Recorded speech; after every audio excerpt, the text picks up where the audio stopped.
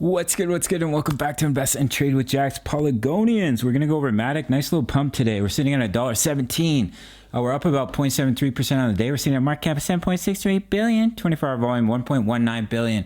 Ladies and gentlemen, if you're new to crypto.com, make sure to sign up to the world's fastest crypto growing app, my favorite app for investing. Receive $25 in crypto just for signing up through my referral. So we're going to start on the 1 hour chart. We came right down to that level of support I had dropped in at $1, and we've seen a throwback, and it looks like we're seeing a little bit of an inverse head and shoulders, and we've thrown back into our falling wedge, which is awesome, guys. If we can get back above the EMAs, we break out of this inverse head and shoulders, could take us right up very close to our level of resistance from this falling wedge, which is coming in at about $1.34. We do have some levels of resistance, $1.20 and $1.29.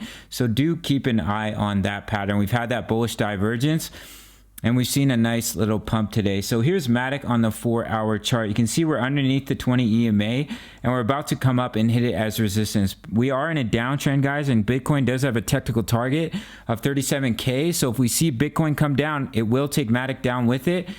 So if you see us come up and get rejected by the 20 EMA, we roll over. I would expect us to come back down and find support at $1 once again and create a strong level of support. However, if we get back above the EMAs, your technical target on this falling wedge, which is a bullish pattern, is all the way up here at $1.82 for Matic. So we're going to quickly look at Ethereum on the 4 hour chart. So we fell out of this rising wedge. We met the target, and we came all the way down to about 2727. And we've had our bullish divergence. This is the 4 hour time frame.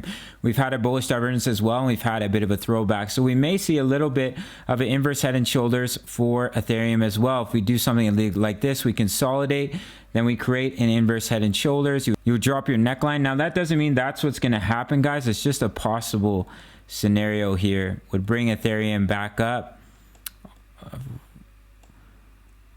to about 3361. Now we do have a major level of resistance here for Ethereum at 3038, which is the golden ratio. So if we were able to get back above that, back test of support, get back above the EMAs, that would be a bullish sign of continuation. However, if we simply come up, we get rejected, it's just a relief bounce. We may create a double bottom here, find support once again at about 2724, create a double bottom. If we lose that particular level of support, I would target 2437. You can see support in this area. If we scroll back, previous level of support.